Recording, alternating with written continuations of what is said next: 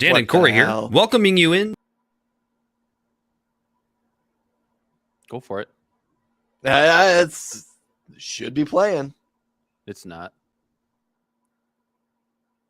Are you hitting it too right now, Dan? Are you?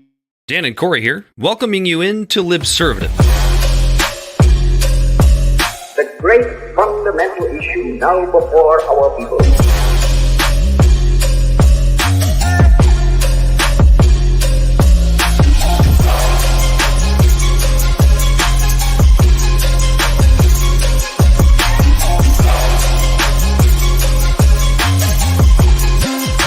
We, the people, cannot turn back.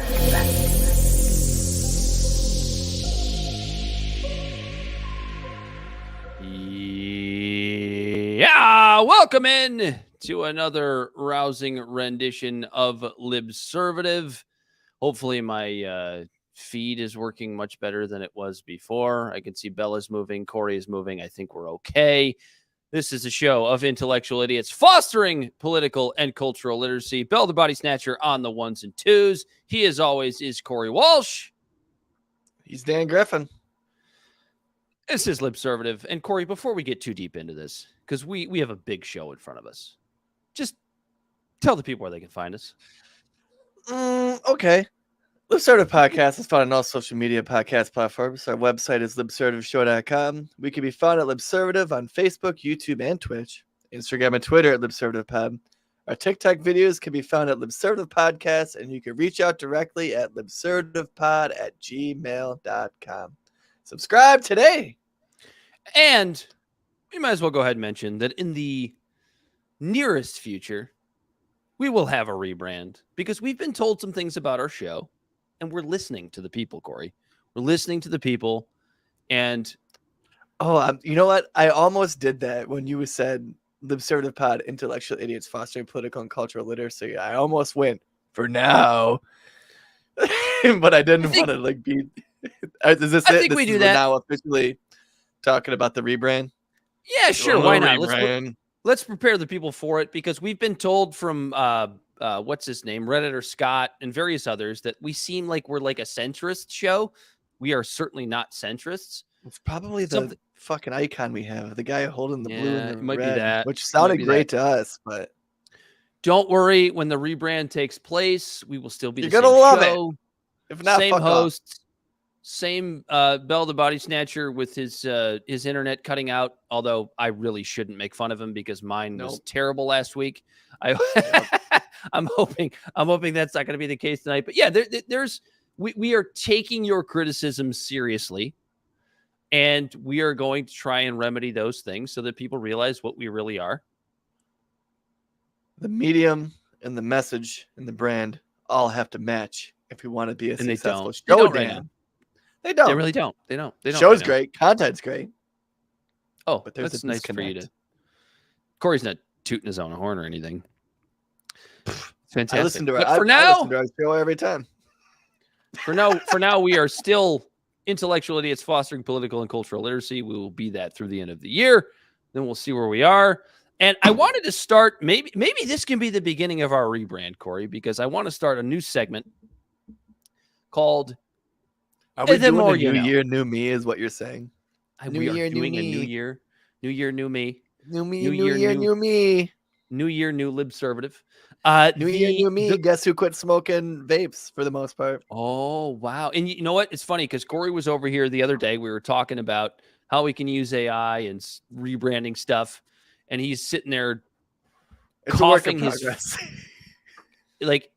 coughing to the point where it actually sounded like he was going to give himself a hernia. And now here tonight, what, you got mold in this place? Since you've reduced your vaporizer intake, I don't hear the wheeze anymore, Corey. I don't hear the wheeze. You're not coughing quite as much. 24 hours. And I'm not an anti-vape guy. I think vapes are definitely better than smoking cigarettes. I know because I did it for a long time. But it just probably isn't still great. It's probably not safe or whatever. Yeah, well, right now with vapes, like the lack of data about people being sick from them is what they're going on. They're like, well, obviously it's safer than cigarettes. Hundreds of thousands of people have died from cigarettes, and no one's died from vapes yet.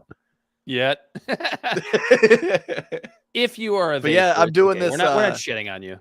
I'm doing this. It like maybe I'll market it. It's the Corey Walsh quit vaping strategy, and I'm chewing on nicotine gum and toothpicks because vaping after the vape, well, I'm vaping for the show. You know, it's my image, it's my brand. Of hitting the vape and wheezing and coughing in the microphone. Dan, that's my brand. It's like fucking, like he's fucking Humphrey Bogart in the Maltese Falcon. It's like he's a guy from 1860s with tuberculosis. Corey Walsh here on the microphone. But no, I have an oral fixation. Clearly, I like to put things in my mouth. And I was actually explaining this to my son because he asked why I have a toothpick in my mouth. He's like, "Why do you have a toothpick in your mouth?" And I'm like, "Well, son, your dad has an oral fixation, and he's addicted to nicotine. So now what I'm doing is I'm chewing on nicotine gum to fix that part, and then the habit of putting something in my mouth is the toothpick." Dicks mostly. Toothpick dicks. Tiny, skinny little dicks. Corey, let's start the rebrand here. Let's start the rebrand right now on this Yeah, this is segment. New year, new me, Dan. The more you know. I feel like an interesting segment would be for Corey and I to come on here. You know. Or just me, or just Corey, depending on the week. And I got a different mic. God damn it. There's that too. Just so you know. The more you know, Dan. You got a different mic. But for Corey and I to come on this show and talk about things that we've learned this week, because I feel like, and I think we're guilty of this. I think Bell's guilty of this. I think a lot of human beings are guilty of this, just not recognizing the things that they've learned on a daily basis, to where I feel like we can pull one thing every single week that we've learned, can share with you all, and hopefully get y'all, I guess, paying attention more. And ourselves as well. I'm not like, we're better than you. We pay attention to the things that we consume, because we don't. But maybe trying to figure out a way to really pay attention to the things that you learn throughout the week. So I'm going to give you my opening. What are you laughing at? Someone said toothpick dicks. Is this the state of political discourse these days? Yes, and it is. And then I said, "See," and then mansplained. That's yes in Spanish. Wait until we start talking about George Santos. We're going to get there in just a moment. This is going to be fantastic. And yes, by the way, this is the state of political discourse these days. This is what makes our show so much fun. That's why you love us. So what I learned this week, I've been listening to Michael Malice's show quite often. And this week was a particularly special episode for helping me learn things about myself, helping me learn things about our political discourse. Michael Malice, earlier this week or late last week, I can't remember exactly when this episode dropped, but he had on Jacob Chansley. For those who don't know who that is, Jacob Chansley is the QAnon shaman from January 6th. And remembering back what we were told about Jacob Chansley, this gentleman was he was the what was he, Corey? He was the lead guy, right? He was the guy that he was the shaman of the Q. Yeah, okay, sure. Led everybody into the building, right? He was this horrible, remember, he was a terrorist. Remember that? Remember when Jacob Chansley was a terrorist? Yeah. And like so many of us believed it. I wouldn't say I believed it. Like if you stormed the Capitol, I mean, I wouldn't say I believed that Jacob Chansley was a terrorist, but I was like, okay, I kind of believed the Dan, if Jacob Chansley is a terrorist, I wish every single terrorist in the world was like Jacob Chansley. Like, can you Yeah. imagine if, like, instead of the people from Saudi Arabia killing thousands of people, just instead wore some weird horned like hat and just ran around New York, and then they'd be like, "Oh yeah, this guy belongs here." Like, there's a bunch of people here like this. Or like just guided a bunch of people into buildings and did tours. Like that's what terrorism is. So Jacob Chansley was on Misguided tour guide. Jacob Chansley was on Michael Malice's podcast, and he's running for. Forgive me for not remembering this, but he's running for office. I think a House seat in Under the Big L Libertarian Party. Yes, in Arizona. To show you that they're such an inclusive group. Libertarians, they just let anyone in. Take anybody, which is what I learned this week. So right, like you're told all these things. Which is God, we're idiots. We're told all these things about Jacob Chansley, about how he's this terrorist, how he's this horrible person that led this coup against the American government. And I listened to this man, and the first thing I noticed was, because I do this all the time, when I see that people are going to be on shows or podcasts that I don't agree with, or that I think I hate, or that I don't just generally don't like, those are because I'm a fucking weirdo, those are the people I actually want to listen to when I see them as guests on podcasts. I do this all the time with Joe Rogan. Like, he has Alex Jones on. Not an Alex Jones fan whatsoever, but I've learned a lot about this man over the last 4 or 5 years hearing him on Joe Rogan's podcast. These are the people I actually want to hear. These people that I think I don't like. Like, all right, let's hear them out. I don't know if that makes me a weirdo. I hope it doesn't. I hope most people feel that way. So, Bill? It doesn't make you a weirdo.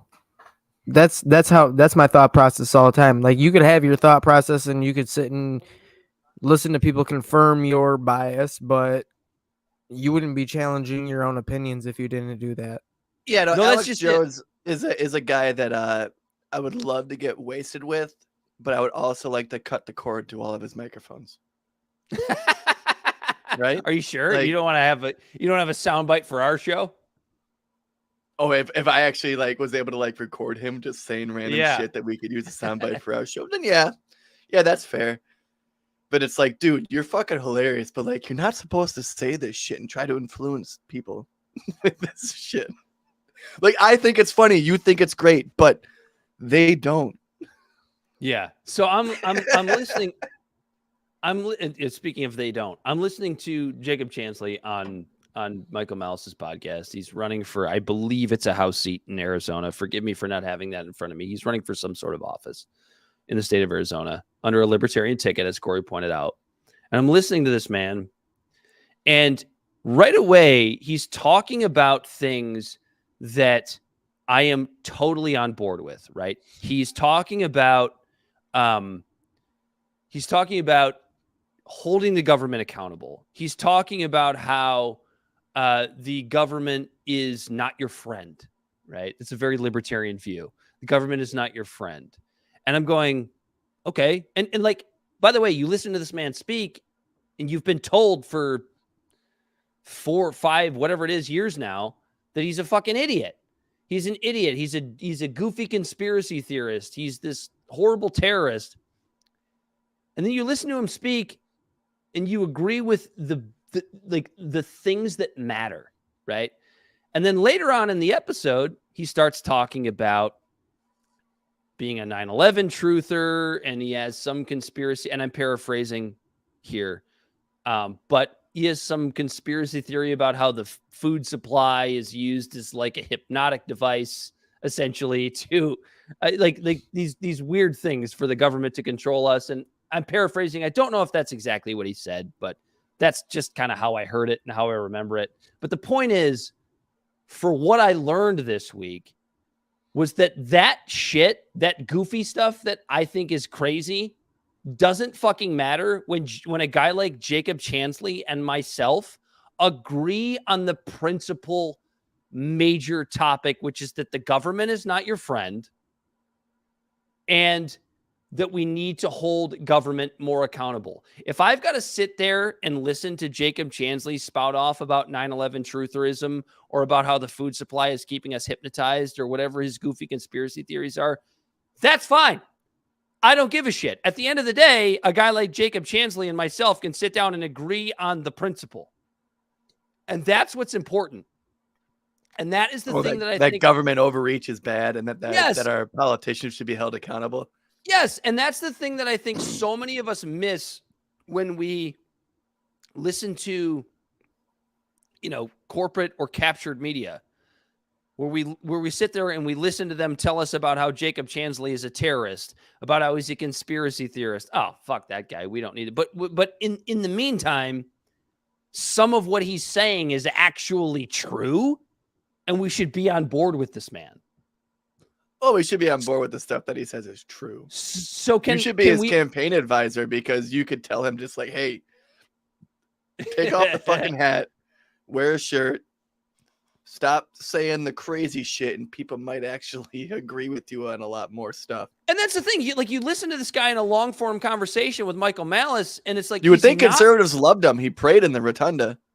He's not a fucking idiot. It sounds weird because it's like, well, Dan, you're sitting there saying that he's got all these weird conspiracies. But what I mean is, Corey, he's not an idiot on the actual substance and the things that matter. Yeah, he's got some weird stuff on the fringes that I don't care about. Why are you laughing? This isn't funny. This is real stuff. I'm just trying to I know it is real. Am I a QAnon turd now? Like, am I just a Q-tard? Is that what I am now because of what I just said? Because of what I learned this week? No, it's just, I every time the guy's name is brought up, I'm thinking of the book by, I forgot the guy's name, but sorry guys, we stormed the Capitol. And then he actually met Jason Chansley or whatever. Jacob Chansley. And like, I just remember the scene of him. Am I saying his name wrong this whole time? And like, I'm just remembering the scene of him in the rotunda when he's just going, and then he prays. Afterwards, he prays, which you think the conservatives would actually lap up because he was praying in the rotunda. And, but yeah, when it comes to like the principles of things, like you were saying, I don't give a shit if someone's crazy. If they're speaking nonsense, but they spout like a kernel of truth, I would still absolutely look at them and go, no, you're right. 100%. It's the substance. He's not wrong. Government accountability, term limits. I think it was another thing he was talking about on his little platform. Yeah. Like, that's a hell of a lot more substance than a lot of the blowhards are preaching right now from the establishment. But that's what the establishment it's does, crazy, man. right? They distract you. What I think is funny is we have to go so far outside of the establishment and reach for a Chansley to go, damn, this guy's actually spitting some fire. Well, and the interesting thing is like if I'm in Arizona, am I voting for this guy? No, probably. And I guess what it comes not. down to is majoring on the majors and minoring on the minors. If this guy's spouting off some shit about 9/11 truthing, to where there is some shenanigans that happened in 2001, that's 22 years ago.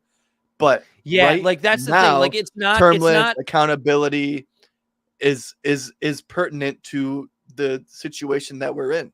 Well, and that's what the establishment focuses on, and they do it brilliantly, Corey. Like they do a really good job of like pointing out things that Jacob Chansley believes and just absolutely cramming it down your throat. And some of the stuff that he believes is fucking crazy. Like it's not like 9/11 trutherism to like, the Bushes had an idea or maybe they let it happen, like stuff that could be conceivable, but it's like, it's to the point where like a plane didn't hit the Pentagon. Like it's that kind of that. It's that far of like DJ Haynes. Yeah. He says, but if a guy is basically saying some broad truth, I'm still going to struggle to take it seriously. If he insists on drinking his own piss while he talks about it, it's distracting, That's great.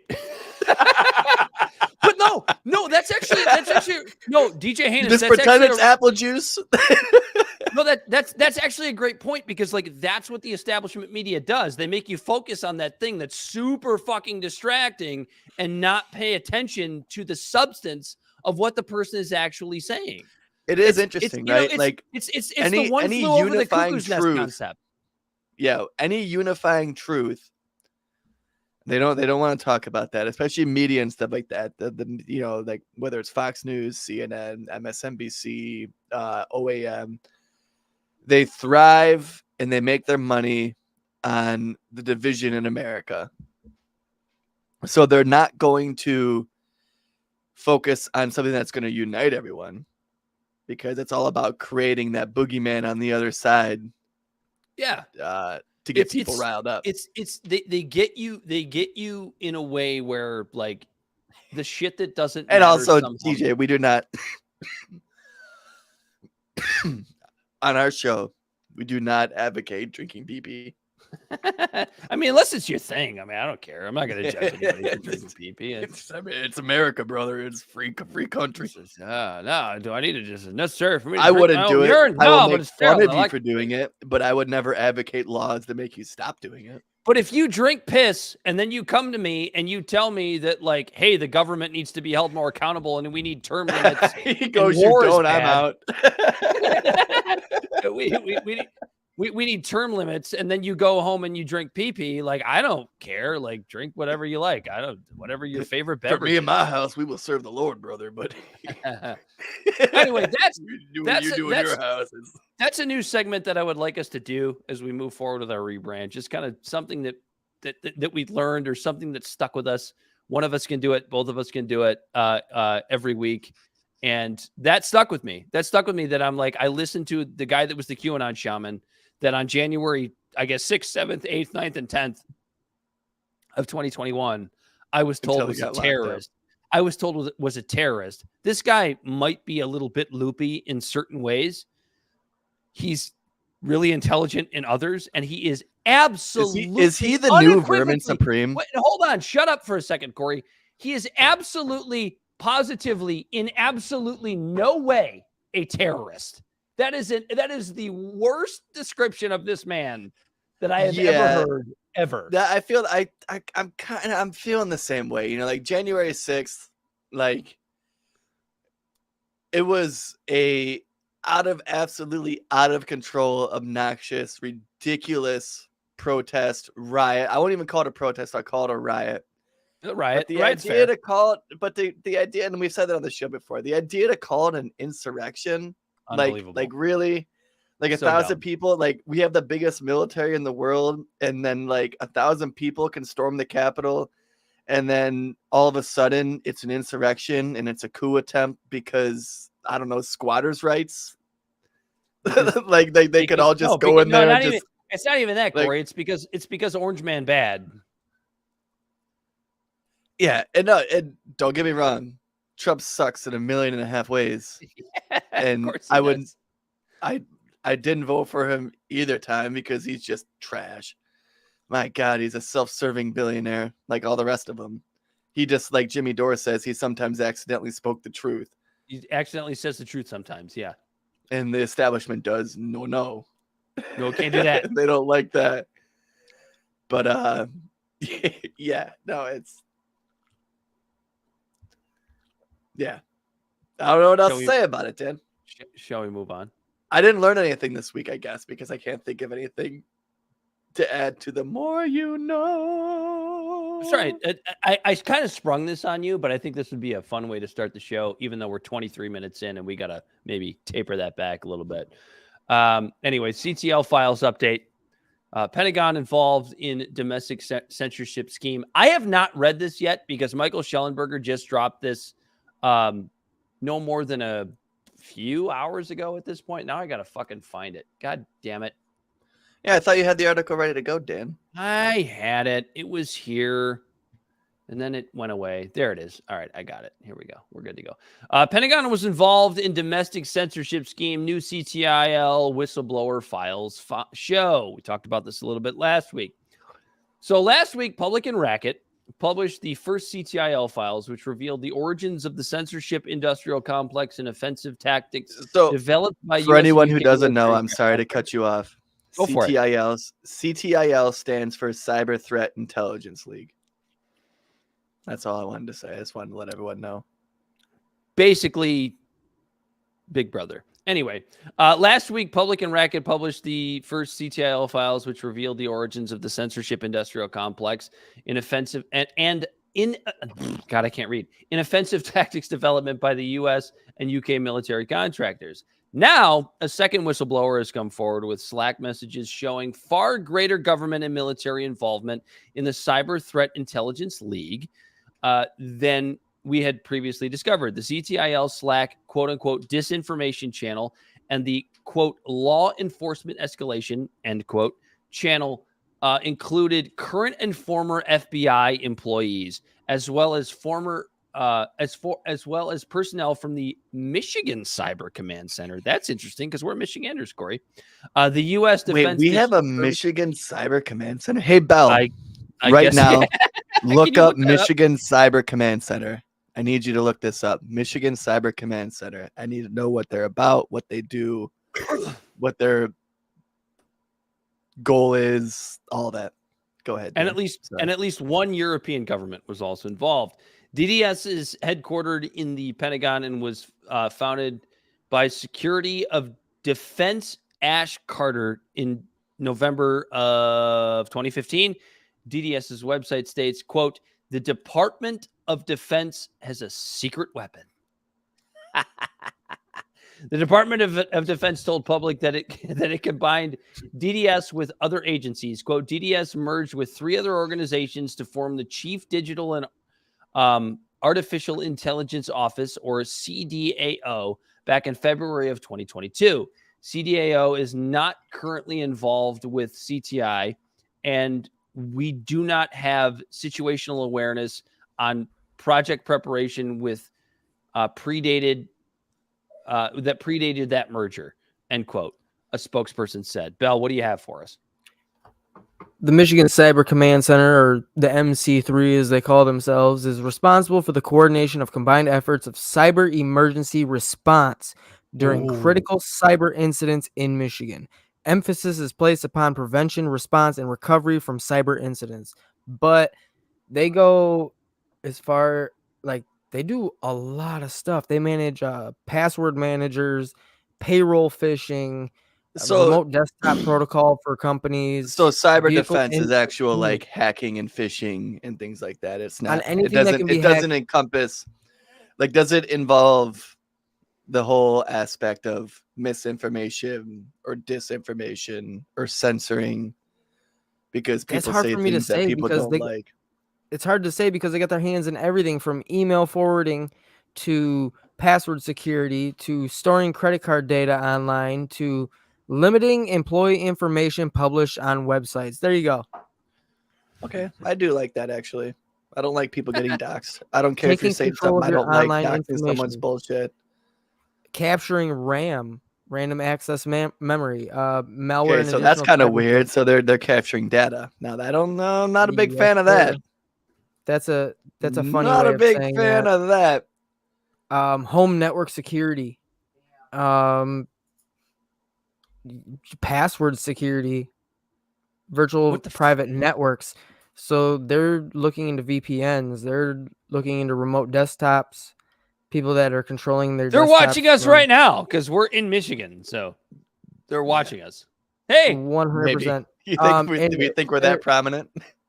Is that what's fucking with your internet connection, Dan? It literally goes as far as to they are watching people's vehicle infotainment systems.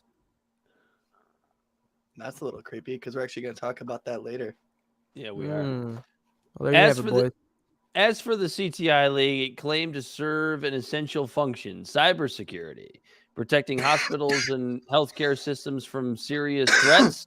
However, according to the new whistleblower, quote, the essential function of CTI League was largely I can't pronounce this word. Is it duplicative? Is that the word? I'm an idiot. Largely duplicative of of now I can't read of free and paid threat services available to healthcare defenders. So that was the whole thing from last week, right? Like the CTIL was basically created to protect hospitals and healthcare systems from cyber threats. Is essentially what we were led to believe. Does that sound right? Yeah. Justin Frappier, which we talked about last week because I can't pronounce his name. Is it Frappier? I don't care. Frappier. Who worked for the Cybersecurity and Infrastructure Security Agency, CISA, of the Department of Homeland Security, wrote on his profile, quote, "The opinions expressed here are my own as an analyst and not those of CISA or the U.S. government unless otherwise stated," which probably never happened. But Frappier put the CISA seal as his profile image and was an eager participant in the CTI League. When he first joined CTIL, he asked if the group was, quote, "consolidating a list of disinformation resources to validate," end quote. A CTIL member replied, quote, "Yes, we are working on that. There's a whole disinfo gathering and analysis operation happening in another group connected to CTI League, which we're working to incorporate as a threat stream," end quote. So what does that mean to you? He's thinking that there's just like they're working to incorporate. Wait, what was that last sentence? There's a whole disinfo gathering and analysis operation happening in another group connected to CTI League, which we're working to incorporate as a threat stream. So what that says to me is they are building an entire wing of the CTIL to go after quote unquote threat streams online, whatever the fuck threat streams mean. Yeah, it just sounds like they're building an infrastructure to create some sort of, like, not necessarily a net. Let me think of the word I'm looking for. To create some sort of gate system that things will go through where they decide whether or not this is a threat or not. And then what that tells me is again, Big Daddy government is making a decision for you whether or not something is dangerous, that the audio or the visuals of it should not pass through your eye holes or ear holes, that the government should decide that for you. Instead of you using your own brain to decide if something is bullshit, if something is legitimate, that the government doesn't want to play like fast and loose with you deciding that for yourself, that they'd want to make the decision for you. And why would they want to do that, Corey? Because they want to protect the cognitive security of the American people. Responded Frappier, quote, "That's awesome. I think it's amazing to see this happening at scale. Long overdue, but massive effort," end quote. Note, this is coming from the public. Note, we redacted the files to protect identities of individuals who did not appear to play a leadership role, which I guess is sort of fair. So these messages suggest that a government employee explicitly sought out a way to use the group for anti-disinformation activities and initiated access to these activities. Frappier contributed 573 messages to the, quote, disinformation, end quote, channel of the Slack group. So this is a guy that that's what for kills the fucking me, right? Government. Like, Twitter did a better job at fighting disinformation than this whole group did by just adding the Twitter notes, or what's it called? I forget what they call it exactly, but if someone posts something, you can add the note to it at the bottom. I forget what they call it. User notes or user feedback or something like that. To where if someone posts something that is legitimately disinformation, someone can post a link to it on the bottom of it and goes, well, users on the page actually found this. And this states that this is inaccurate and this and that. I'm okay with that kind of thing. I think X is nailing it with that. Twitter, X. I don't know how long I'm supposed to say X, formerly known as Twitter. Are we supposed to do that for another like 5 years or Who so? cares? It doesn't matter. That's the biggest mistake Elon ever made. Yeah, that was dumb.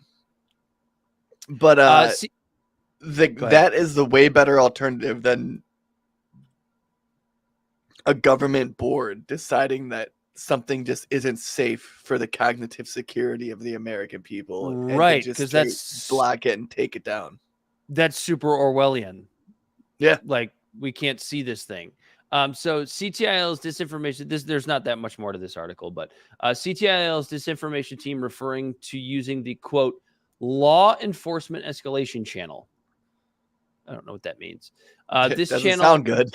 This channel had an FBI cybercrime employee and Montana's chief information security officer. I didn't even know that was a position, who now works as director at the Center for Internet Security, a CISA-funded nonprofit that manages information sharing for the DHS.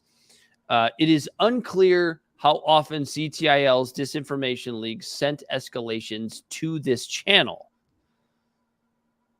Okay. One member of the disinformation team, and Andres Iklody, Iklody, worked for a Luxembourg government computer security initiative at the time of the CTIL's activities, according to his LinkedIn. Iklody, don't take my word for it. Previously worked for NATO. Iklody appears to have set up a disinformation channel for CTIL in the malware information sharing platform that he helped develop.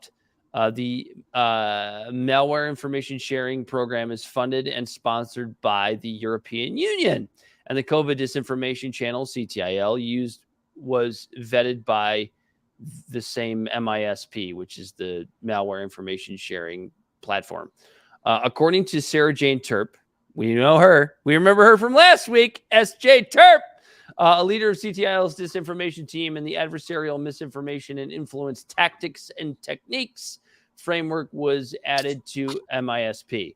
The group, Terp said, was also inputting the Atlantic Council Digital Forensic Lab's disinformation taxonomy.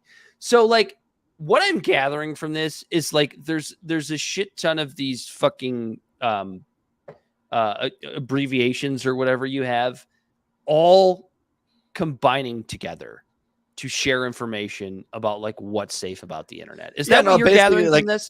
Yeah, they built an infrastructure to collaborate with each other to stifle information. Now, when I say stifle information, that information is that when I say information, it's a broad term. It could be misinformation. Because it could be good information and it could be bad information. But ultimately, that is for up to the individual who lives under a constitution that protects free speech to decide. Well, and not just that, right? So I think if someone this is the thing, right? Like obviously there's anomalies where people try to run with this shit and some guy reads Pizzagate and decides to run into Comet Pizza and try to like find the basement that didn't exist. That one person isn't justifiable to block information for 300 million other people because one person was fucking nuts. And creating this infrastructure that is basically building a filter to filter raw information to come to me is an insult on my personal intelligence. Exactly. Let me decipher this shit. You're too stupid to figure out. Anytime the government is trying to censor anything, they're telling me that I'm too stupid to figure this out for myself. Like, basically, the government is telling all Americans that they're just a bunch of fucking monkeys trying to fuck a coconut. Right. You can't figure this out for yourself. It's too dangerous for you to try to figure this out for It's yourself. way too dangerous for you to figure out for yourself. We're like, you know what I mean? Well, and it it's kind of like, goes, like- it kind of goes back, Corey. It kind of goes back to the Jacob Chansley thing. Like, this is a guy that thinks that, 9/11 was an inside job, and like, it's not. Oh it's yeah, not- no, and fuck all that. But like, the internet has been unfettered now for almost damn near 30 years, to where the threat that they're all of a sudden trying to come after now is they're basically exposing themselves, that they realize that the threat isn't necessarily us trying to cannibalize each other. The threat is we're not following the mainstream narrative. Well, and the Because threat, it's the just threat is now that they're trying to curtail and trying to funnel all the information into some sort of dude, filter Corey, to make it to where it's crisp and clean and presented to you on a platter of how they want you to hear it. Because websites like rotten.com, 4chan.com, Reddit, all of these websites have existed since the 90s, where people have been sharing the most vile information that you've ever seen. Like, I don't know if you've ever like dove into like the really like shitty stuff, the corners of the internet where people are sharing nasty, dirty, gross things. But that's always been there. And for them to now try to curtail it when the genie's already out of the bottle shows that they feel like that they're losing grasp on the power. Because if the damage were to be done in an actual physical nature, the damage would have already been done. And sure, there are some crazy people that have been doing these things, like that they've read information on the internet. And yes, that happens. That is a terrible byproduct of freedom of information. But even before the internet, there have been people doing really shitty things based on information that they thought they had. Look at Charles Manson. Look at Timothy McVeigh. Look at Osama bin Laden before the internet was big. People have shitty ideas that they take and they let fester and they turn into a physical act. It doesn't matter if the government has a hand in it, I guess is what I'm saying. I don't know. To your point, Corey. It was a little bit of a long-winded ramble. But... No. I'm gonna expound on that point, because it's the federal government recognizing, and not even just the federal government, that they lost their edge. Whatever you want to call it. You want to call it the globalists, whatever. Like, there's so many like different directions you can go with the nuance of everything. But like, I think about like a book like Mein Kampf. I think about that is a book with fucking atrocious, horrible fucking ideas that made sense to some people at a certain point in global history, right? Right, but it wasn't that book that created the Holocaust. That wasn't my point. My point was this. My point was that like I to this minute, at least as far as I know, I can go out and purchase Mein Kampf and read it. Pretty sure. Like I'm pretty sure I'm allowed to buy that book somewhere and read it with its fucking atrocious, horrible, anti-Semitic, Jew-hating ideas. Is that book on Audible? It might be. I have no idea. It's all I know is I've been told it is an atrocious read. Hitler was a terrible writer. Like what I've heard also is like it's it eases into it. Like in the beginning of the book, it's like pretty on the surface of talking about establishment and stuff like that. And then by the end, it blames the Jews for everything. Yeah. And then, and then it just goes, and you lost me. Kind of thing. Right. So like at the beginning, well, and that's actually kind of brilliant, because it's like that's what you want to do when you want to change anybody's mind, is you want to ease into the extremism. But most people don't fall for that in 2024 almost now, where you realize that you realize that you're being duped. And that's what's great about the internet. And that's what we're realizing about the federal government, is that we're being duped on a day-to-day basis. And that's why things like the CTIL have to put forth task forces globally to make sure that we don't see certain things, if that makes sense. Because you I started to look. I was looking up on No, audiobooks if Mein Kampf was available, and it's not. And I am probably now on a list. you're probably on a list somewhere. Yeah. Yeah. But Shocker. Mein Kampf is a great example. It's like, how do you know what the shitty ideas are if you're not allowed to know what the shitty ideas are? That's the fucking thing that like kills me, dude. Like I need Yeah. to know what shitty ideas are to use them as an example of what a shitty idea is. That's what the CTIL did. They don't want you to know that, because you know what the shitty ideas are? The shitty ideas, quote unquote, are the ones that take down the federal government. So sometimes they're not so shitty. Mein Kampf is why not. why is taking down the government a shitty idea? Well, they think it's a shitty idea. Is what Oh, I'm hey, saying. 1 minute. FBI. Mein Kampf. Mein, Mein Kampf is not an example of that. And like, I'm not one of these anarchists, right? Like, I do think government has a place. I'm more of a minarchist than an anarchist, if you're talking about libertarian philosophy. Okay, minarchist. I think government has a Is place. that an actual term, or did you just coin that? I did not coin that. That has been spoken about multiple times. Because I don't think I've ever heard that term, minarchist. I'm not an anarchist. I'm a minarchist. You haven't heard I'm going this to say term? that. No, but I'm going to You add need it to- to my vernacular. You need to listen to more Dave Smith.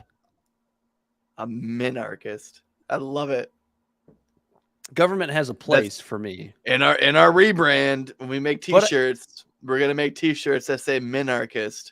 No, we can't do that, Corey. You're behind the 8 ball on this one. This is a term that's been around for quite some time. But are there fucking T-shirts that say minarchist? Because if not, I'm going to make them. The anarchists don't like it. Ask the anarchist libertarians. They're not. Yeah, but the anarchists don't like fan of that. anything. Do you remember being in 7th grade and drawing? They like a liberty. circle around it.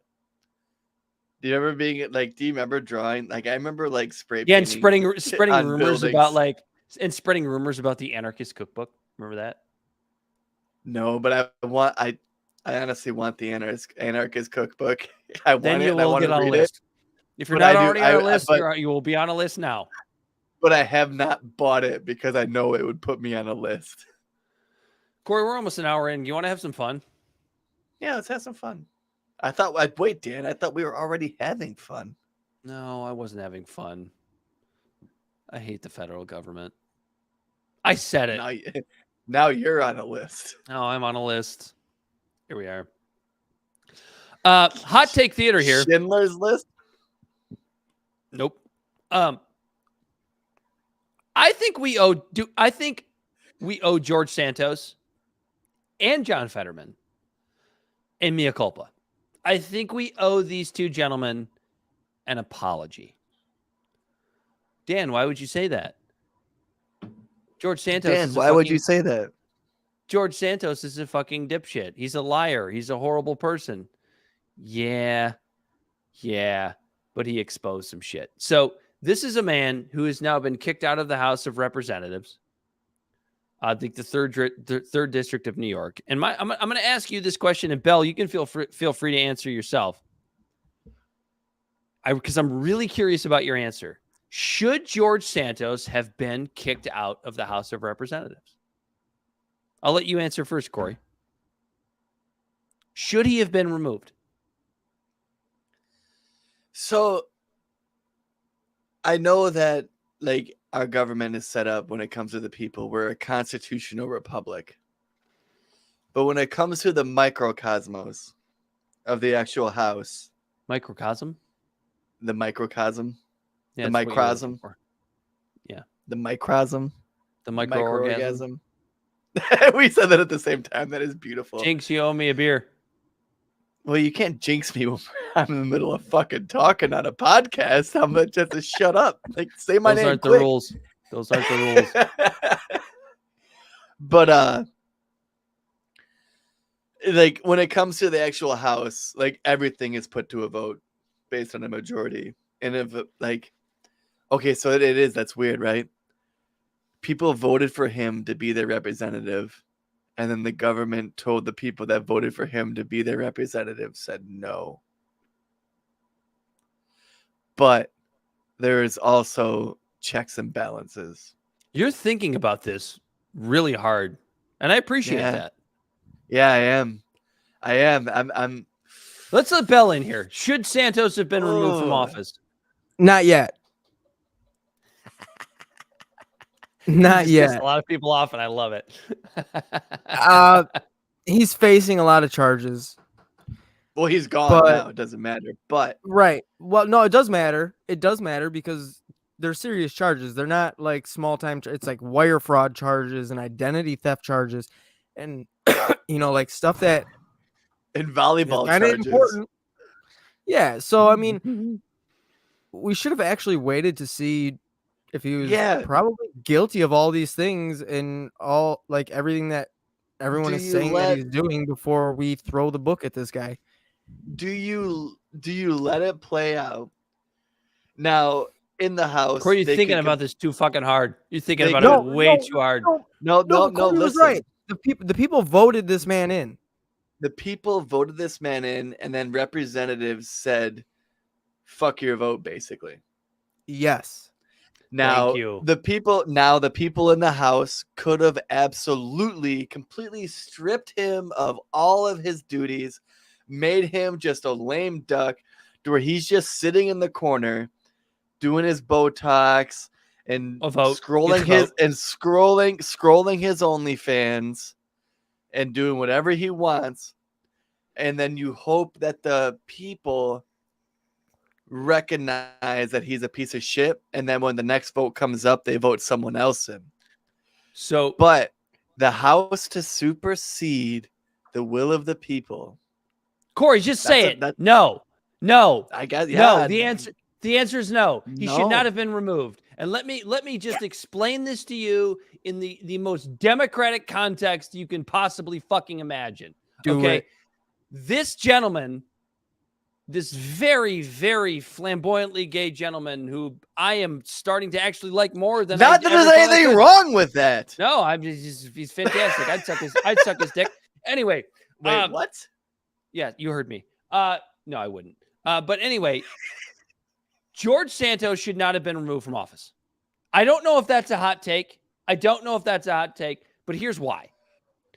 George Santos was elected by his district. He was elected by his district. Only 6 other representatives had been removed from office, and that was because they had committed actual fucking treason.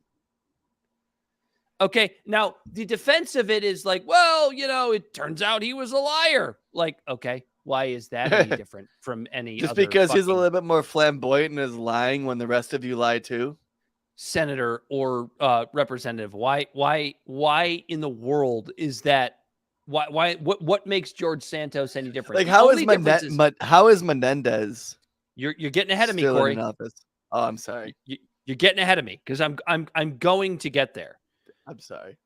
Because the whole thing is like, well, he was a liar. He committed wire fraud. All of the things that Bell mentioned.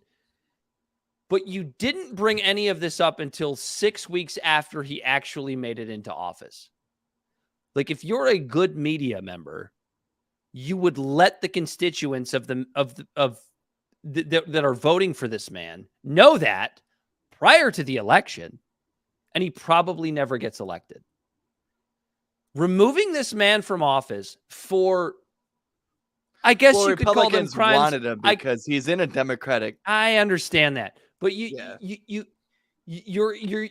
have a situation where this man was elected by his constituency, and you had an opportunity to expose him for all of these things prior to him actually getting elected, but nobody cared enough. So George Santos, to me, is a guy that knew exactly what Congress was. Mm-hmm. He knew exactly what it was. It was this, it's this coalition.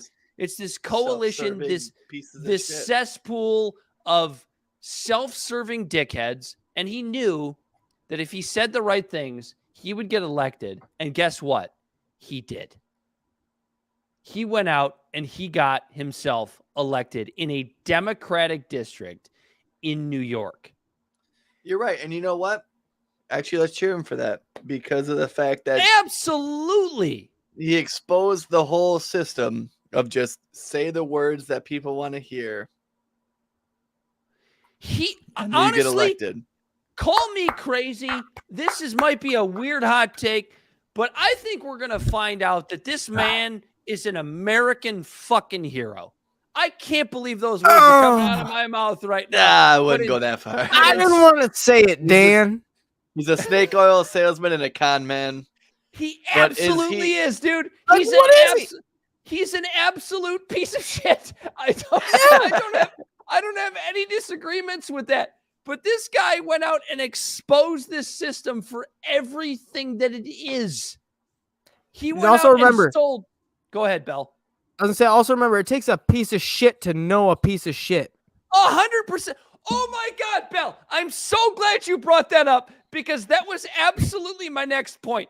Because when George Santos was removed from office, he is now going scorched earth. And I have a New York Post article of all right, wait, real quick. Go I'm formulating a joke here. And he's gonna be way better at it than Cawthorn was because he can move around a little bit more and actually talk shit about this stuff. So I pulled up the New York Post article because it basically put a collaboration of all of George Santos's tweets after he was removed from office. So disgraced serial liar George Santos, which is exactly what he is, took a blowtorch to former colleagues who voted to boot him from Congress, accusing 4 serious violations and vowing to file ethics complaints against them. Hours after his Friday expulsion, which I believe would have been last Friday. Dude, didn't he just say, fuck this place or something like that? When he went scorched earth, bro. Hours after. No, his first response was like, this is fucking stupid. Or what did he say? Like his first response was like, I'm sick of this place. Something like that. I'm sick of this place. After his Friday expulsion, I'm going back to Brazil. Santos wrote on Twitter or X that he'd filed formal complaints Monday, beginning with Representative Cole Malliotakis, a Rhode Island Republican, who he suggested participated in quote unquote insider trading. I'm going to skip ahead because who fucking cares? And we know that that's probably true. Malliotakis purchased as much as $15,000 in stock from Community Bank Corp after a meeting with federal regulators earlier this year about the impending collapse of Signature Bank, which we all remember. The value of her shares exploded when it was later announced that the bank would acquire Signature. That was reported by The Hill. He also went on to say, hold on, what was the next one? On Monday, I will be filing an ethics complaint against Representative Mike Lawler for questionable campaign finance violations, is what Santos wrote on X. Quote, Congressman Lawler owns a portion of Checkmate Strategies, and he uses the same firm that he is a beneficiary of to pay for services related to his campaign. The concerning questions are, is Mr. Lawler engaging in laundering money from his campaign to his firm and then into his own pocket? Like, this is the whole thing. Hold on, quick. George Santos is going in and saying, you think I was a piece of shit? And he was. Here are all of the people that are also pieces of shit for insider trading or improperly using campaign funds. And he is going out in a blaze of glory in all of the ways that he absolutely should. And I will appreciate George Santos for this until the end of time, because this is a man that understood the system, understood how fucked up it was, got himself elected as a representative in the United States Congress, and then went, yeah, this place sucks, but here's all the shit that's going down. I'm sorry, dude. And There is a reasonable explanation for why, in some ways, this man is actually an American hero. yeah, and old boy, one of our loyal listeners, his name is Jay. I call him Old Sport. He actually shared an article with me talking about how Santos used it like his campaign money on a honeymoon in Vegas, a Hamptons holiday, OnlyFans, Atlantic City, spa days, bank. He transferred $200,000 to his personal bank accounts, Sephora and OnlyFans. What's interesting about that is $4,000 on OnlyFans, Ferragamo stores, ATM withdrawals. Dude, he's a queen. What's so interesting is that Brad Palumbo is the one who said that, not me. He said he's a queen, and if you come after, what did he say about a queen? He'll go after you scorched earth.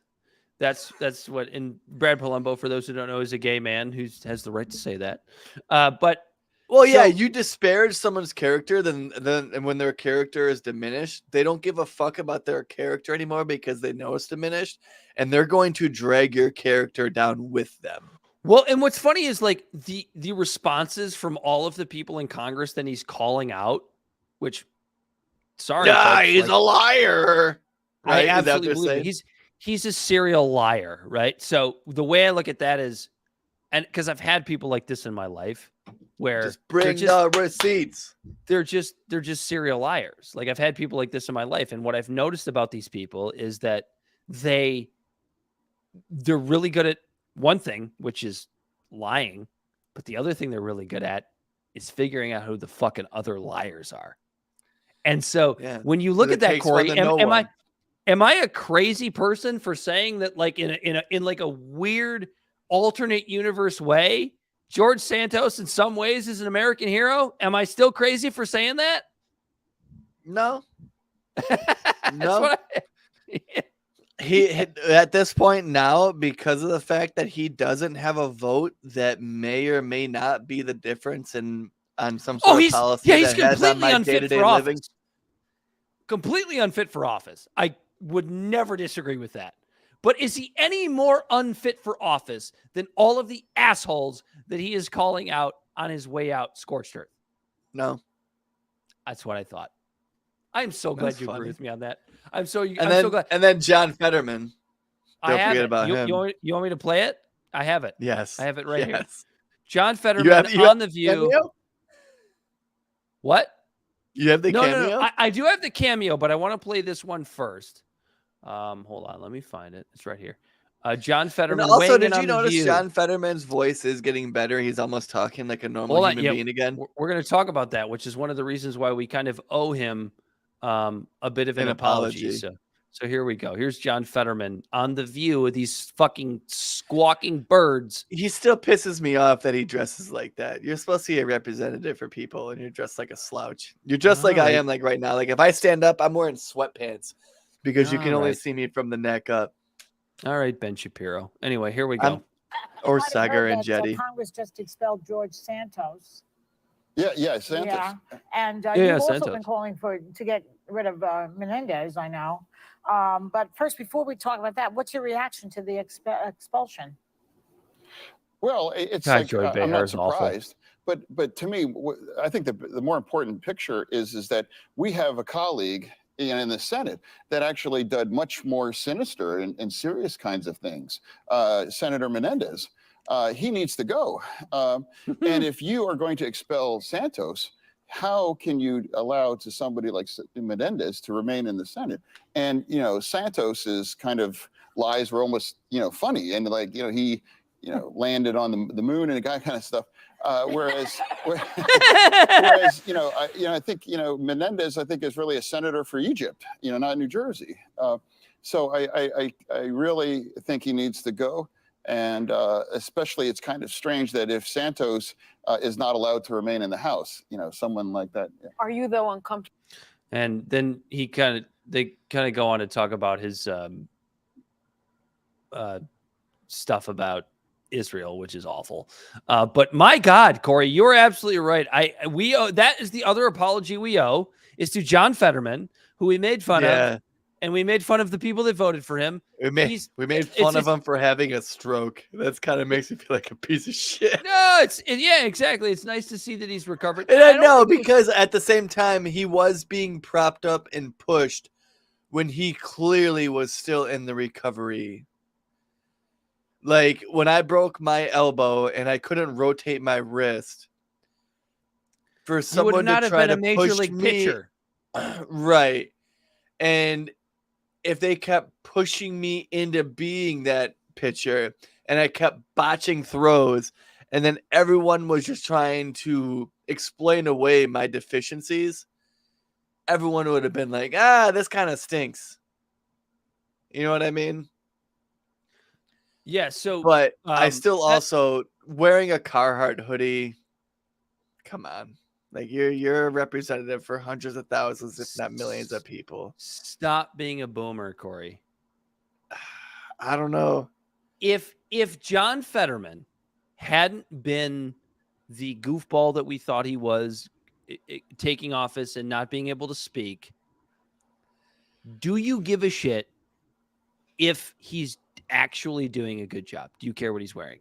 Don't be a boomer. Don't be a boomer. When he's actually going in, like, so here's the thing. When he's walking into the rotunda to make the vote, I don't give a shit if he's going in there in a leotard. But when you're going on TV and you're trying to do and you're representing people and stuff like that, at least wear a button down, man. Like, he's wearing what I wear to work before I change into clothes working in a factory. Corey, your boomer is coming out. I don't know. You call it boomer, call it what you want, man. Like, if he dresses up and wears a suit when he's going to meet diplomats from other countries, then maybe I'll give him a slide, give him a pass. But like, you're wearing a Carhartt hoodie. Like, what exactly are you trying to pander to? Like that's a statement. The fact of not just dressing in a manner. Like, you and I, we wore suit coats and button downs just to meet RFK for a photo op. That's fair, but that was our thing. Right? Because we want to look nice. Would you be willing to offer John Fetterman a mea culpa for your initial reaction to his election? Because I am 100%. Because he's still, by the way, what I'm talking about in this moment is him wearing that hoodie. I'm not talking about his lack of articulation of words after having a goddamn stroke. I'm not talking about his policies in this very little minimal moment. I'm talking about him on The View wearing a hoodie like I would when I'm going to a hole-in-the-wall bar when I just want to sit at the bar by myself and have a whiskey. Yeah, see, I just don't care. I'm not paying attention. I'm not paying attention to what he's wearing. What I will say is this. John Fetterman, in that interview, was about to get into his horrible He sounded great. Horrible Israel policy. However, is he interventionalist? Is he being a neocon? He's pro-Israel. But when we're talking about well, there's a difference between pro-Israel and being pro-Israel to the point like you're like Nikki Haley and you're like, we just got to send troops in. No, he's a Nikki Haley type. But what he did there was call out Bob Menendez, who is in his party, by the way. Dude, the motherfucker has gold bars in his house that were stolen from somebody like decades ago and things like that. Bob Menendez is more crooked than a He's doing business dealings with I think Egypt, Fetterman brought that up. Mm-hmm. And he's under investigation, and yet we're kicking out George Santos from the House. We're saying he played volleyball for some college. Absolutely. Which is why I'm saying his removal is ridiculous. And here's the thing, Corey. Here's what's scary about it. It sets a really bad precedent because it's like, okay, this guy did a thing we don't like, and he's not on our side, and he did these like minor lies, and we're just going to completely subvert the democratic process to remove this man from office. That's not a good precedent. 6 representatives in U.S. history prior to George Santos had been removed from office. Do you know why they were removed? A lot of it was treason, right? Actual treason. Former Confederates, actual bad people. It's a bad precedent. I don't care how big of a dumbass, how big of a piece of shit George Santos was.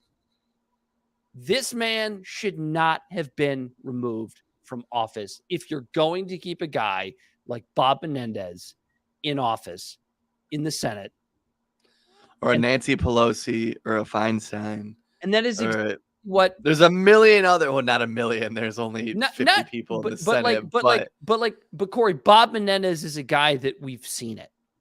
We know how corrupt he is. We know how crooked he is.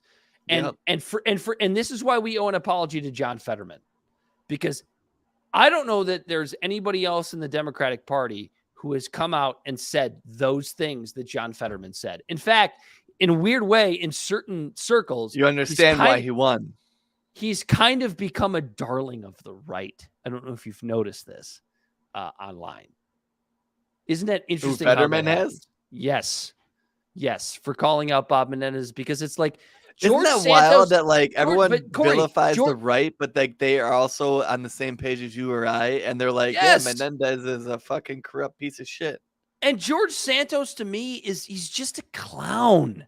Like he's just a funny haha clown. And that is exactly how Fetterman painted him.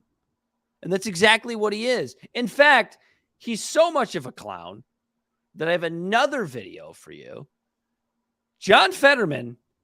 So I haven't seen this yet, but I want to see John Fetterman went on George Santos's cameo.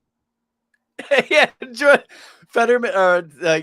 Santos gets evicted from the fucking house and purchased a cameo. Wait, was he in the House or the Senate? Who? Santos? Yes, he's the 3rd district of New York. He was a House representative.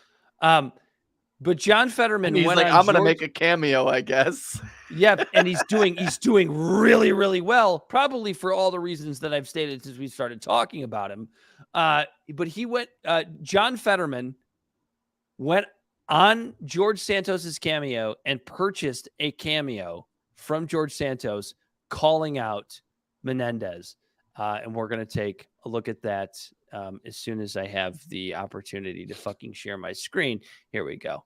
Got it right here. Hey, Bobby, look, I don't think I need to tell you, but these people that want to make you get in trouble and want to kick you out and make you run away, you make them put up or shut up. You stand your ground, sir, and don't get bogged down by all the haters out there. Stay strong. Merry Christmas.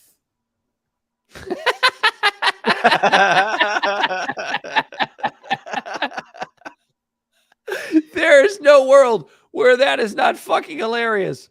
Don't get bogged down by all the haters out there. What is that? Dude, that was amazing. Bell,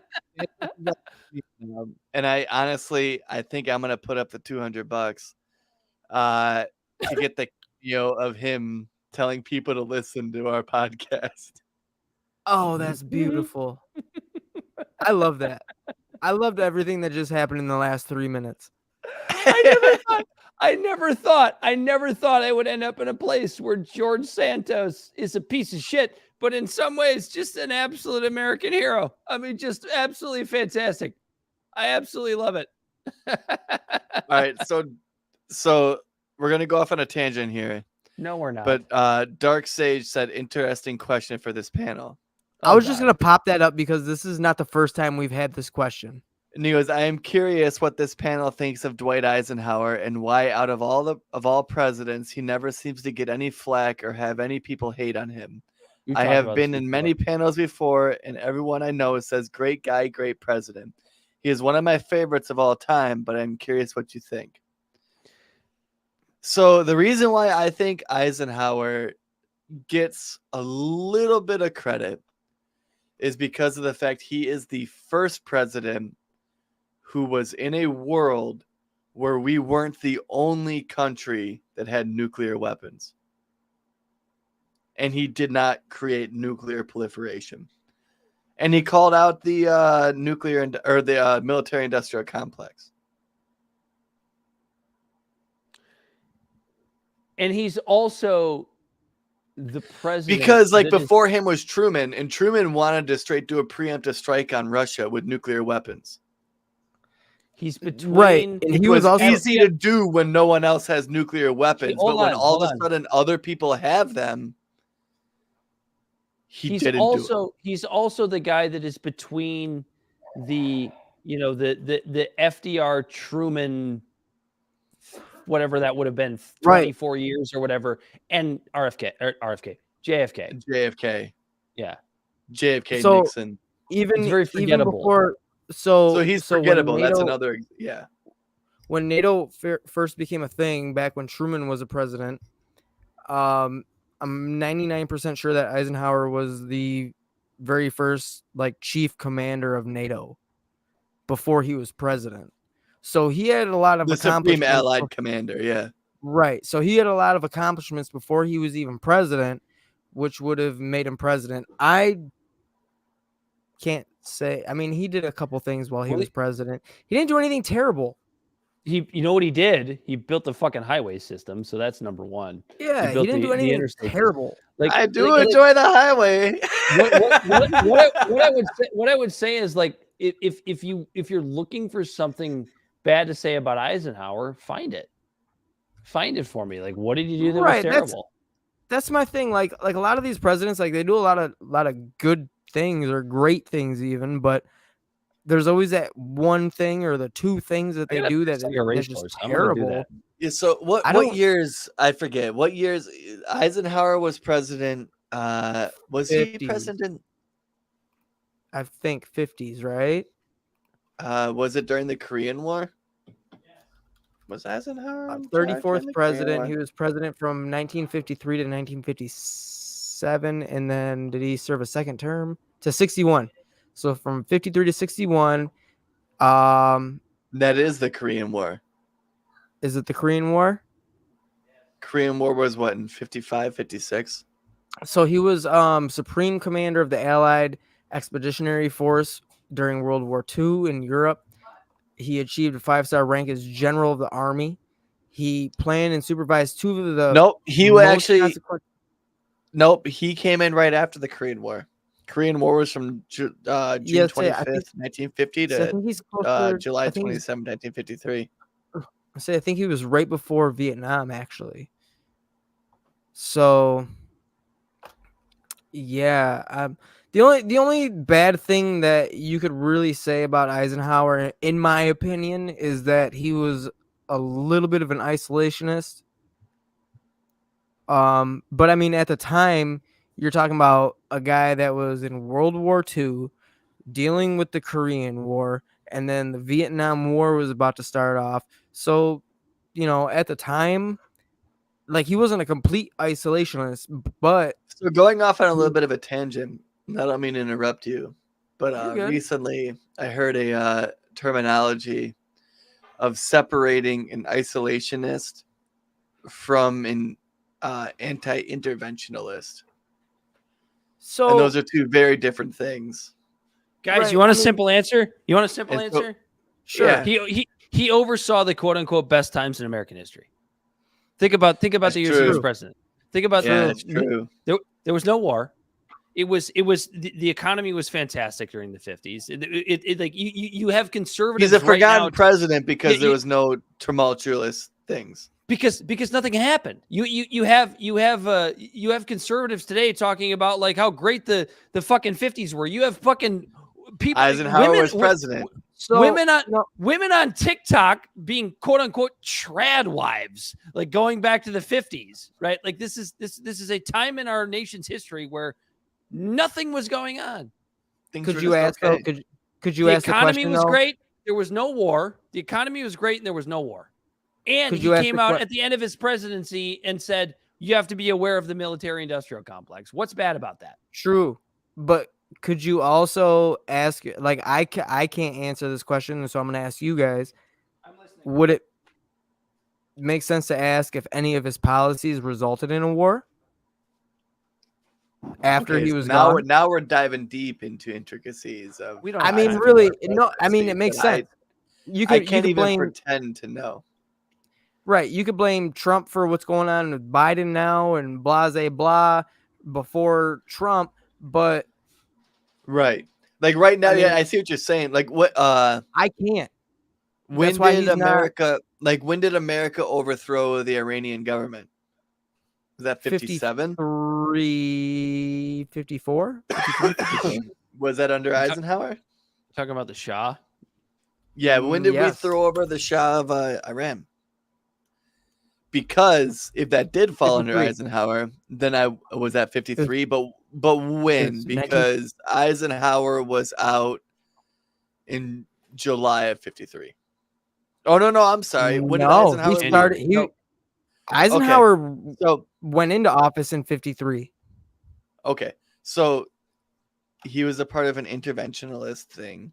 Okay, so you want to hear why I think maybe why Dwight Eisenhower isn't the best is because if he was president at that time, then under his leadership, we overthrew a democratically elected president in Iran and replaced him with a king that has led into just bullshit in the BP. With BP that has led into bullshit for the past 70 goddamn years of fighting with Iran because we meddled in their country when Eisenhower was president. This has nothing to do with George Santos. Why do I still have this fucking thing up? I don't know. This guy was asking. Things behind the scenes. Into a whole thing. I do not agree with all of his foreign policy decisions, like installing dictators in South America to fight communism, or the Lavender Score, I think it was. Yeah, so he posted his comment right at the same time we were coming to the conclusion that his geopolitical moves have come back to really bite us in the ass. But I think you could look at that and go, if it was somebody besides Eisenhower, would it have been any different? I guess that's easy to say. It might not have been different, but it takes someone to not allow that and have foresight in the first place. And nobody's done it. Right. Not only nobody's that, done it. like to besides answer Jimmy Carter. JFK tried and he got shot. So to answer Darksage, really, I mean, communism was extra scary back in the day, and I mean, the president doesn't know all, and he's got a bunch of yes men in his ear. Yeah, the military, which retrospectively, in the end, he said, "Be careful." Yeah, of the but then, military. But then you could, so I feel like then we learned a lesson. He made a mistake, learned a lesson. Then we can get into Henry Kissinger, rest in hell.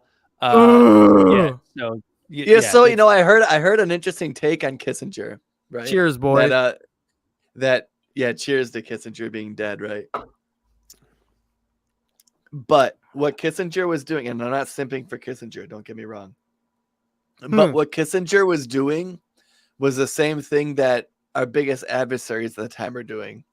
And so the argument is should the American government be anti-interventionalist and let Russia, during the height of the Cold War, run the gambit on a bunch of proxy wars and we don't do anything? Or do we run a bunch of proxy wars of ourselves to combat their proxy wars? See, the problem is when you ask questions like that, because people like Jimmy Dore, people like Noam Chomsky, they all talk about America's faults in a vacuum because they don't talk about how a lot of our faults were reciprocative to other countries doing the same fucking thing. Well, we also see the result of policies that were written back then. The result. Yeah. It's hindsight is 2020, right? Exactly. So we don't know what really was the mentality of people signing policy back then. Which I mean, you have to understand, because they had no precedence to even look at the time. Exactly. The world was a shit before the nuclear bomb. America could have sat there and mind their own fucking business and let the rest of the world beat the shit out of each other, and it wouldn't have affected us in any way until the nuclear bomb was created, and then shortly after satellites, and then everything got ramped up to where we're at now. Yeah, well, then we've seen how much money it made. Yeah. The Lockheed Martin Bowl. And now you. That's what I learned this week. Don't name a goddamn college. Now you have the Lockheed Martin Armed Military Service Bowl and Nikki Haley running for president. Jesus Christ. Oh. This is. Never mind. It's okay. No. This is a joke. Like this is gotta be some sick joke. I'm just happy that like the incompetence in America of our government and our leadership isn't unique to other countries. And I'm also quite honestly surprised that nuclear war hasn't happened yet. No, that I'm surprised about, but we are unique to the rest of the world, because if we weren't, then we wouldn't be such a detriment to the rest of the world. Ooh. You know what I mean? You're right. You know, it's not. We vote in people who are literally bad for the world, but they're good for us. You know, it's not Sometimes the rest of the world. Dan. What? Elon. Oh, An good American segue. treasure. An absolute fucking American treasure. Holy shit. This is important. This is remarkably important. Tell me why it's important, Dan. I gotta fucking find it first. There we go. I like how they call it. I love how they call it a meltdown. Don't you love how they call it a meltdown? Fuck them. So you've got the richest. Of course, we have a fucking. This isn't right. This isn't the one I wanted. I wanted the go. I wanted the go fuck yourself moment. It's the CTIL fucking with you, Dan. Also makes who knows about lithium-ion batteries saying leaving. We talked to Bob Iger. I hope today. they stop. You hope don't advertise. You don't want them to advertise? No. What do you mean? If somebody's going to try to blackmail me with advertising, blackmail me with money, go fuck yourself.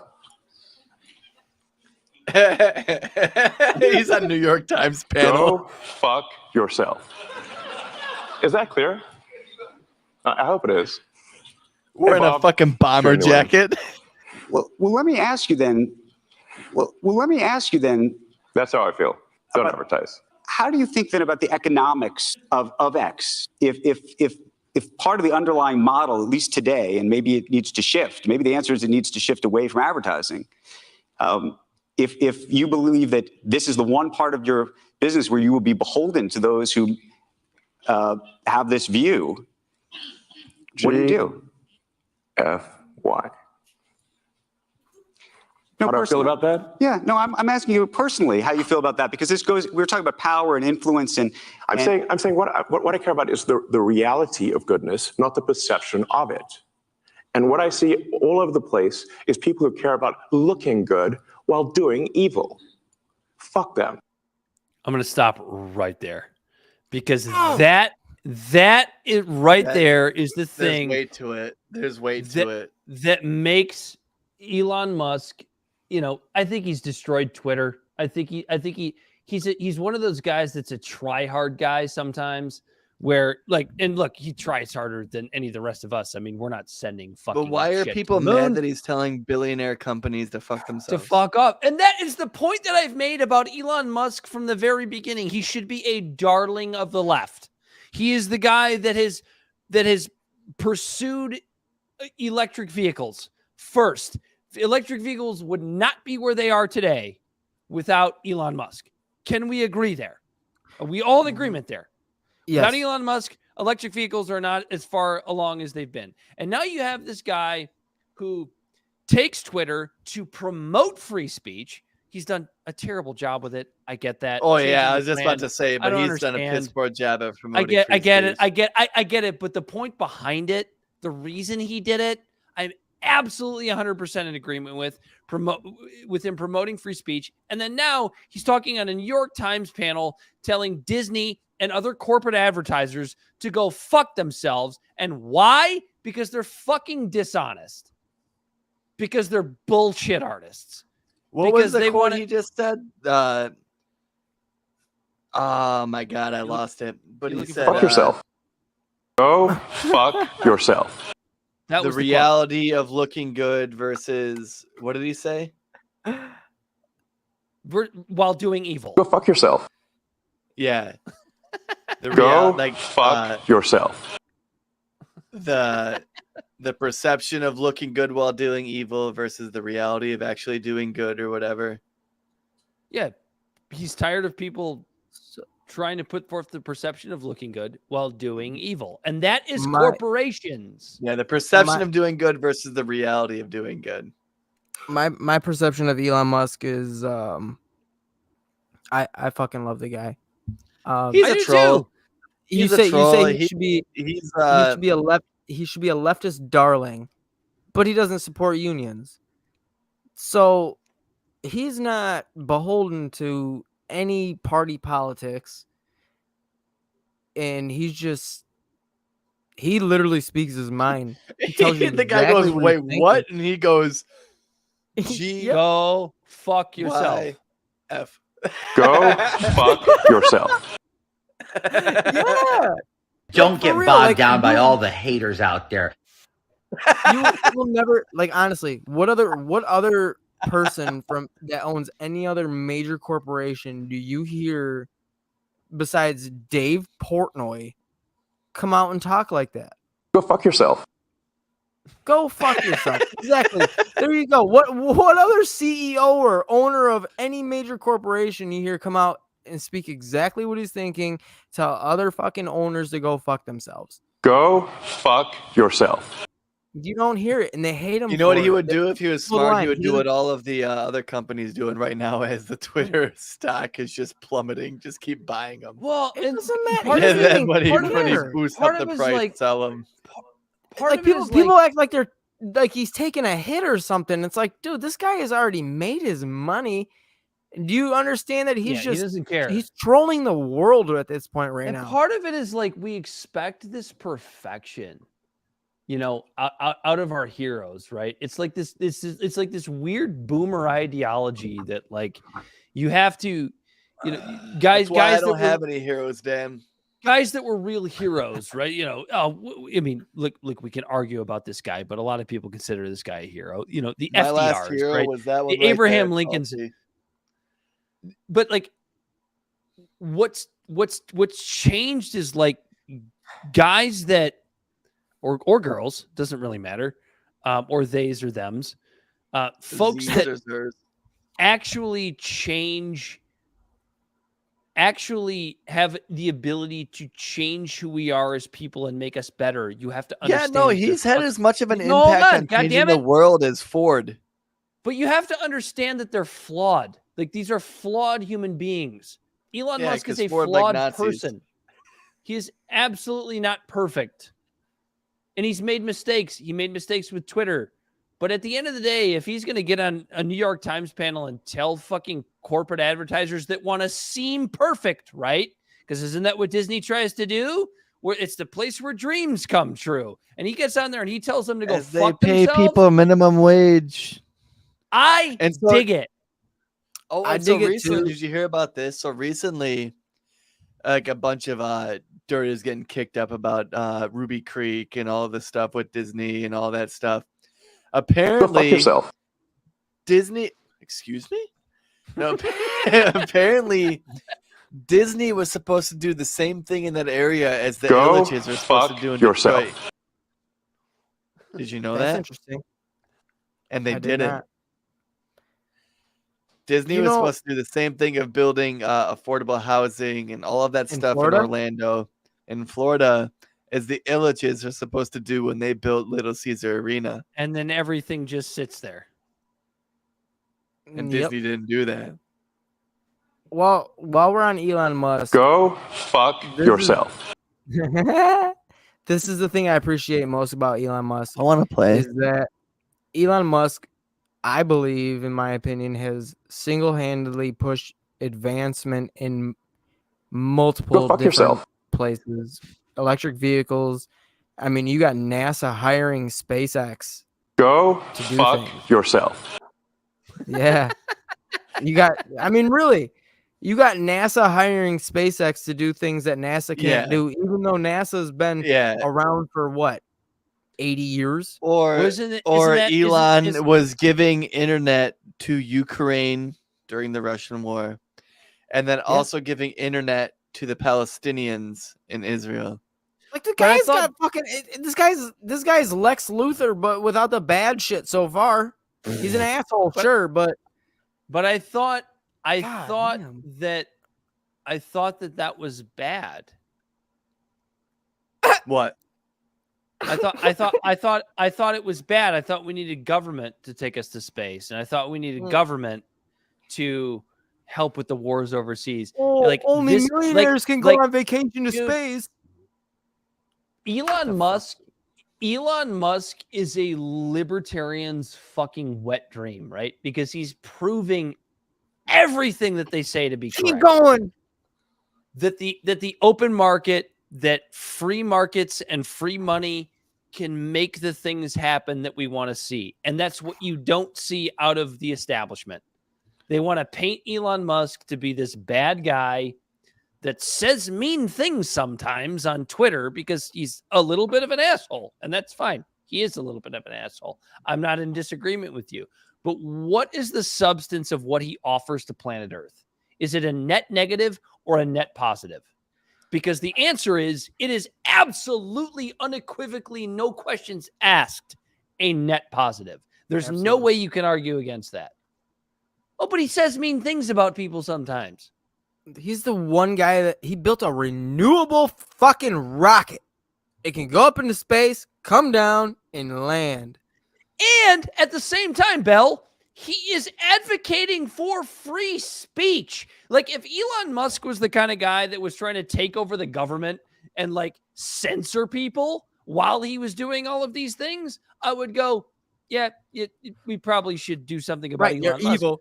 But he's not doing You're a that. villain. He's not a villain. He's a hero.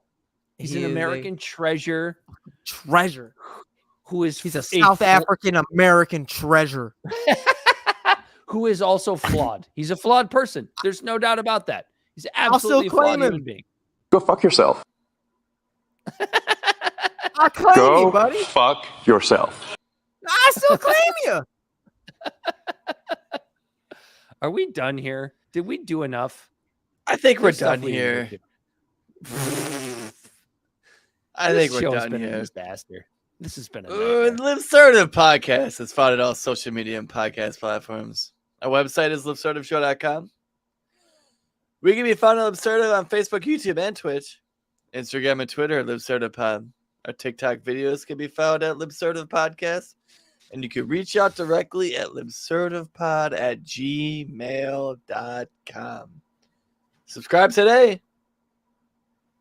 Bell the Bodysnatcher on the ones. God damn it. You done?